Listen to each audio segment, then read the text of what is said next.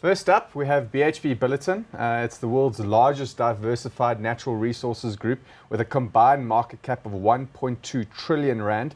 It is focused on iron ore assets in northwestern Australia, copper in Latin America, and oil in the Gulf of Mexico. It trades on a price to earnings ratio of 25.6 and a dividend yield of 6%. So still a massive business, 1.2 trillion rand. It's obviously got listings in Australia, in the US, in London. These guys have done extremely well with their iron ore assets in Western Australia. They've built massive ports that they send directly to China. But again, they cannot control the underlying price of iron ore, which has been their big profit spinner. Where to next, in terms of their diversified portfolio?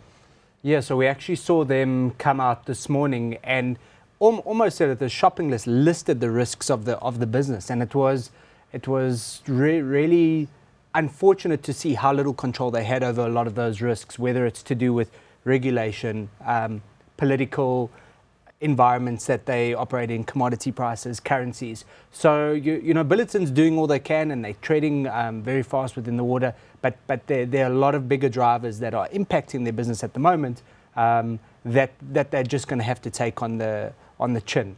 That being said, I mean the portfolio of assets they have and the cost that they can produce these assets at is very competitive compared to some of the other companies we're going to look at.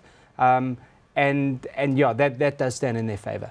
Well, let's have a look at the graph, the price graph there, and you can see, they spiked at almost at 360 in 2014. They're also a bit of a rand hedge, so they benefit from a weaker rand. I feel like I agree with you. They've almost done everything they possibly can. They've done everything right. They've really milked that iron ore asset, and they've made a lot of money out of it, and they're still very profitable, even at current levels.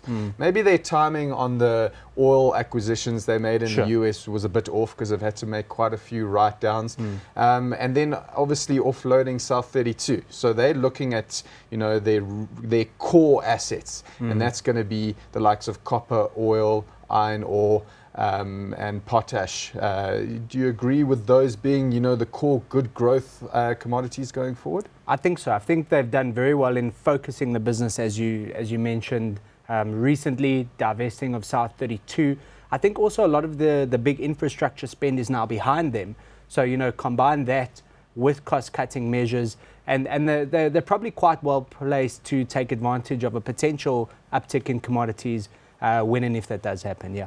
They're probably the best positioned. I would definitely say so in a really tough space at the moment. Yeah. But in the market you've got lots of choices. You don't have to invest in all companies, and you don't have to have exposure to every single sector.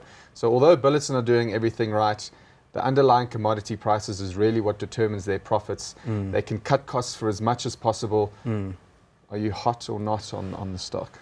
Byron, I think I'm going to go not hot. I think we just have too many things out of our control here, especially for the purpose of this show. We don't have a 10-year view on it, so we don't have the luxury of that. Let's err on the side of caution from my side. So you're not hot on that one? Not hot. Yeah, I tend to agree with you. I think out of the lot, if you put a gun to my head and I had to buy one, I think it would certainly be Billiton. And I'm putting all my cards out in the beginning of the show, but I think the best operators, best assets, but still underlying commodities under a lot of pressure. So not going to be hot on that one for now.